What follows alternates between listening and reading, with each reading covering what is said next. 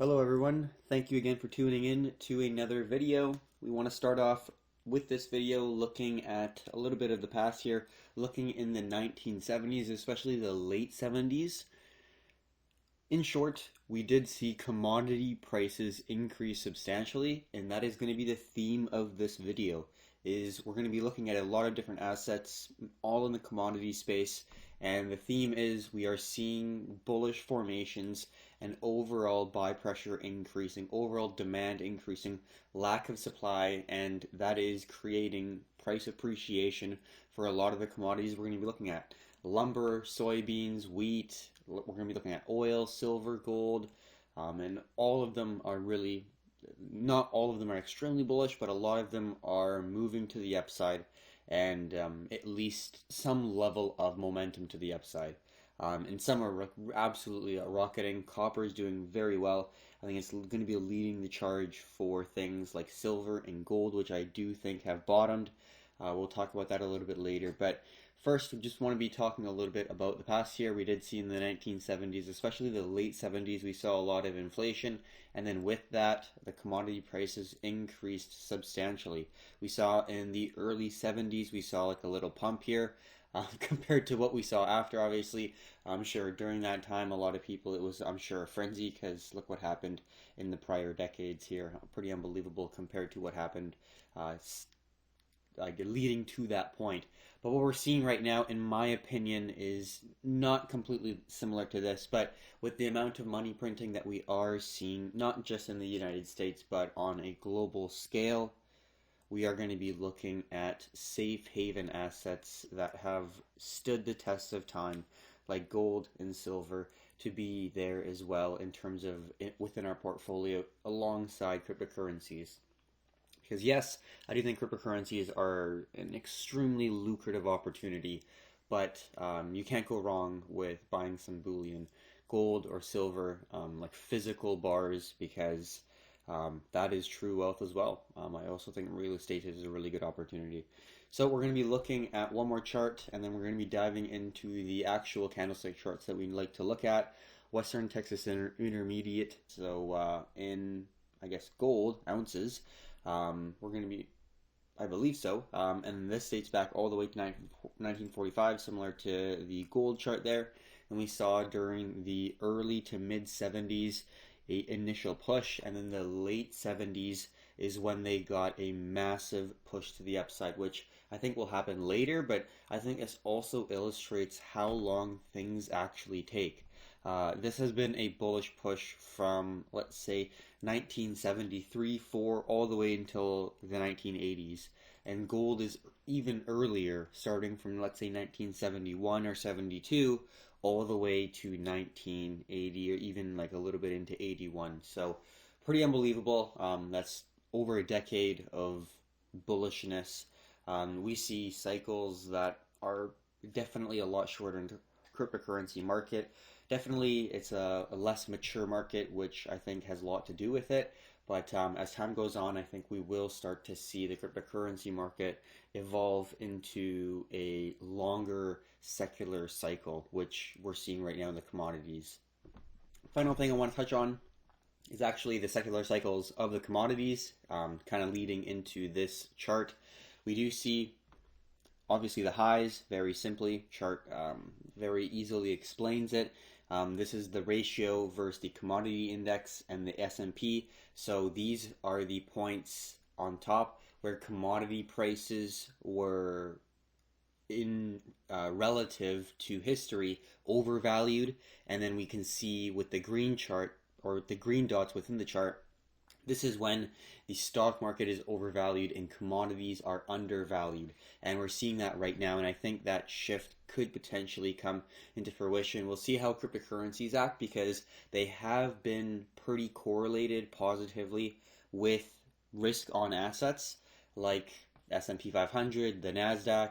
Obviously, as a new emerging technology, makes sense that it's going to get clumped in with those, especially when you see things like Coinbase list for an IPO. That would obviously be gaining cryptocurrency exposure, so it makes sense. But then with Bitcoin, people do see it as a store of value, so it's going to be interesting to see how that'll play out because there usually is a definitive kind of lean between the commodity side of things as well as the I guess the tech stocks and the more speculative plays. So it'd be interesting if to see if there's going to be a divide even within the cryptocurrency market, because you'll have these safe haven assets like BTC, but you'll have these more speculative plays that are not so much a safe haven, but is more of a risk on small cap play that is going to give you a really good ROI if it's actually going to go your way. So just wanted to touch on this chart here. Now we're going to get into what we really enjoy looking at, candlesticks, and we want to start off actually looking at gold, silver, and then we'll take a look at the gold and silver ratio. So let's take a quick zoom out. We're on the weekly. Let's just quickly jump to the monthly, and we know that this is the all-time high, or yeah, I believe all-time high. Silver has yet to reach its all-time high, yet gold has already surpassed it, and now we're pulling back. So since we've broken the $1,400 level of resistance back in the summer of 2019, we have been really bullish. This is the first major pullback since we had the huge COVID kind of push to the downside. And overall, we are seeing a bullish push continuation and then a pullback where, in my opinion, this is a nice flag formation.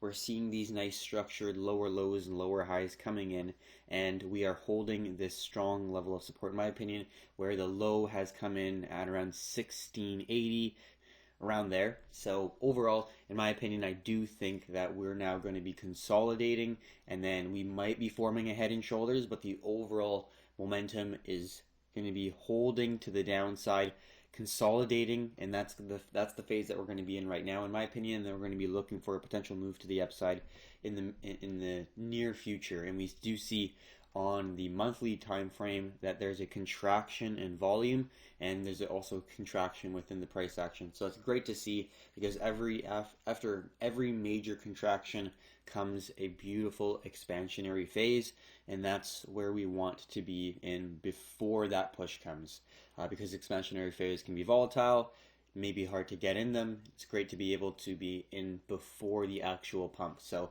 let's now go into a smaller time frame here, looking at the 2-day.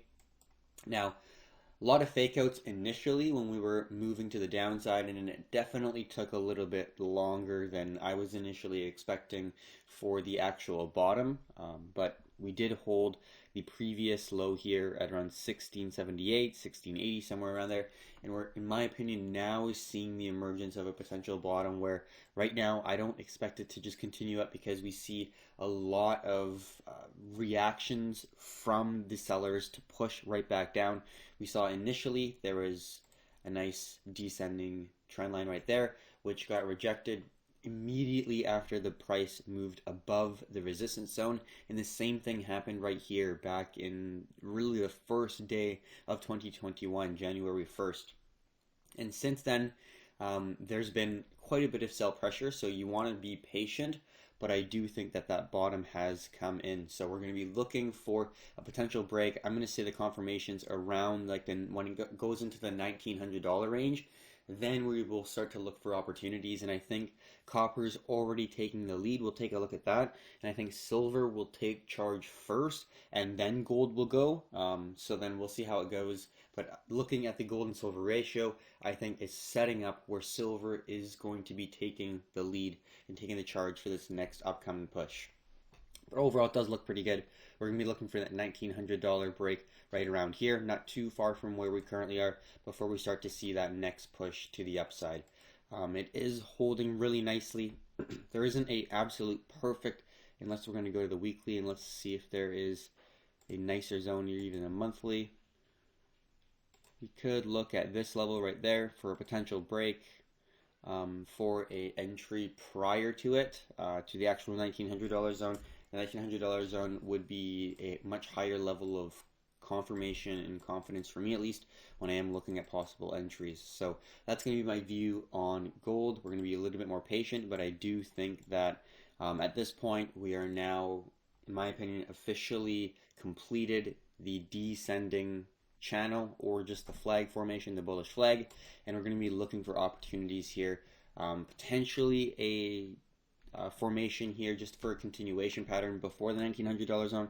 The $1,900 zone is going to be a major level to break for the price, and once it does, I think it's going to give way to a lot of sellers leaving and a lot of buyers stepping up and entering, because after a long duration, with the overall bullishness, I think, in the market, and the knowingness that currency is just coming into reality out of thin air, I think the awareness is picking up, which is absolutely wonderful. Obviously, the internet's very useful with that, but people are starting to realize, and gold, silver has been a store of value for thousands of years. So the people who are less, I would say, tech savvy, or at least accepting that blockchain is the future, do like to focus their efforts on gold and silver, and that's why we like to have exposure in both boats, because yes, 100% there is a possibility that BTC could have, like, let's say if Satoshi Nakamoto had negative desires, that could be a negative outcome for the entire network. So anyways, we're not really going to dive too much into that. We're going to be looking at silver. Just want to be talking a little bit more on that. But overall, my views on gold is that the asset is going to be looking pretty bullish in the near term, in my personal opinion. And same goes for silver. Silver is actually even more bullish than gold, in my opinion. We see a nice, somewhat of a symmetrical triangle, but then we got halted at the previous resistance at around $28, $29 there. And in my opinion, we're forming a nice bottom where we're holding this nice ascending zone. We're squeezing and then we're pushing up, but we're holding that key resistance, and then we're squeezing again, pushing up. It wouldn't be upsetting to me if we hold the $29-ish zone one more time.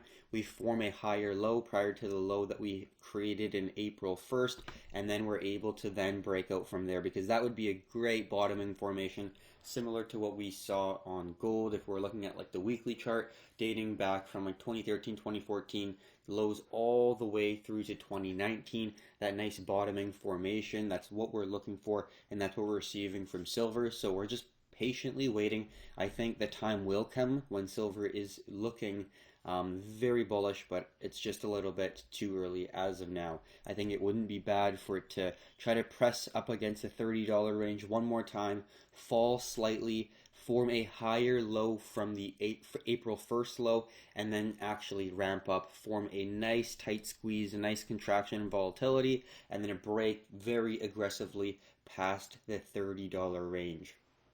And then the next range after that would be like the $35 range, so quite the move for silver. So that's going to be my overall outlook. Hopefully everyone understands the slight pullback, and then you're going to be looking for that nice contraction and then a push to the upside. So that's going to be my view on silver. We'll take a look at the gold and silver chart, which is this right here. And then we do see clear indication that silver is appreciating at a greater rate than gold. Doesn't mean that I think gold's going to be bearish or anything, but I just think that if I had to pick a horse in the race, I would put my chips on silver, because in bull runs, silver appreciates at a greater rate than gold, so it makes sense to be betting on the winning horse, historically speaking. So as we can see, this was the huge COVID crash where everything absolutely plummeted. The unfortunate thing is with silver in a bear market, it's going to fall at a faster rate than gold. So you do have to pick your timing with silver, or really any more speculative asset. Same with altcoins compared to BTC, right? So going into this chart, we see since that March massive pullback for all assets, gold was falling a little bit less than silver. Silver had a really big hit to the downside. And then we saw the gold and silver ratio spike to its highest point in history, or in the last 100 years or so, at least. From there, we saw a massive push to the downside because silver kept coming back up very quickly in terms of catching up to gold. Now, silver has yet to hit its all-time high, whereas gold has already surpassed it. and we're already here in terms of the gold and silver ratio. So in terms of how much silver has to appreciate, it's significant because in terms of gold, silver has so much catching up to do still. And this is what happened in the last previous, you could call, major bull run for gold and silver, where silver was appreciating extremely aggressively. We saw the gold and silver ratio absolutely plummet. Now, I do think it's going to take a little bit of time before that comes into fruition. Like we did say, gold, silver needing a little bit of time to consolidate before we get our next push. But I do think this is a great setup where you're seeing a very, very simple structure. Previous major level of support turns into a new level of resistance, and we do see two key levels of resistance. And if we really wanted to, we could bring it all the way back, and then we can see it was a previous level of support and resistance as well. But just keeping it simple and just zooming in, we see key levels of support, as we can see multiple times, turning into new level of resistance. So as we can see, get our descending zone. So we see a series of lower highs, and then we're getting our lower high right there. So in my opinion, we're just patiently waiting for silver to, I think, pull back slightly, and then gold to just form in a smaller time frame a nice contraction to actually start the initiation of the momentum, and then we will actually start to gain some traction for both gold and silver. So that's going to be my view on both of them, and let's just take a quick look at the monthly so you have a good understanding. Oh, this is the gold and silver chart. Let's look at silver, just so we have a good understanding of what the all-time high was for silver, which is around like 49, just under 50 bucks, and we're currently at 27. So we have a little bit less than double to go in order to actually hit just the all-time high, which gold has already surpassed, which has done really well. Actually, we'll take a quick look at oil, but this is the main chart that we wanted to look at, because since we've seen a major initial push from the symmetrical triangle squeeze here, we've seen copper really just not stop. We've seen a little bit of hesitation kind of through the earlier parts of Q1, but we're seeing that initiation come in again, like we did talk about. So the next chart we're going to be looking at is going to be lumber. It's been consolidating for quite some time. I've never truly traded this, to be completely honest, but everyone's been talking about how expensive lumber is, and it's difficult for contractors to quote things and stuff. So here's a good representation of just how insane the prices are actually getting to. Great sign of inflation, or not a great sign, but it is a sign of inflation that is very easily understandable looking at this chart. Over time, you don't really see a whole lot of change, and this is the only time where you're seeing a major break in this consolidation here. So understandable why it's getting pretty difficult for people to really run their businesses. Next chart we're going to be looking at is corn futures. We see this is not dated super far back, only 2018, but we're seeing since the chart has kind of initiated in 2017, started 2018, corn has reached not even all-time highs, but like way surpassed all-time highs. Not a whole lot more to talk about, but just the chart says 1,000 words. And then this is also just the commodity index there, and then the gold and silver chart we've already talked about. Final chart we're going to be looking at is the crude oil futures. This is the 3-month chart. This is what happened in 2020. Hopefully everyone remembers when oil prices went to negative. This is 0 right here, and then it went all the way down to negatives, which is pretty unbelievable. But on the 3-month, we see that the candle closed pretty well perfectly to form a nice potential continuation pattern. So in my personal opinion, I think that we are in a cycle where commodities are very undervalued and stocks are very overvalued. It's just going to be very interesting to see how cryptocurrencies are going to be navigating this major shift. Are they going to be still viewed as speculative risk on assets, or are they going to be taking a new form, or maybe just some of them, maybe taking a new form where they're going to be looked at and perceived as stores of value, mainly BTC. I think Ethereum will be in there, just depending on the different alts, because a lot of people just view alts as one big clump of I don't want to touch this, which to some degree kind of makes sense if you just don't know anything about the space.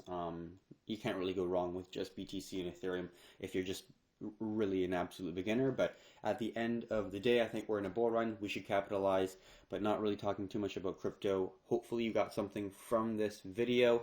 Just wanted to illustrate that the markets, in my opinion, are setting up for a big move to the upside, not just for gold and silver, but all commodities. Check out other things, palladium, platinum. We already looked at copper, which is already doing very well. I think oil is setting up, in my opinion, to actually be moving to the upside quite substantially.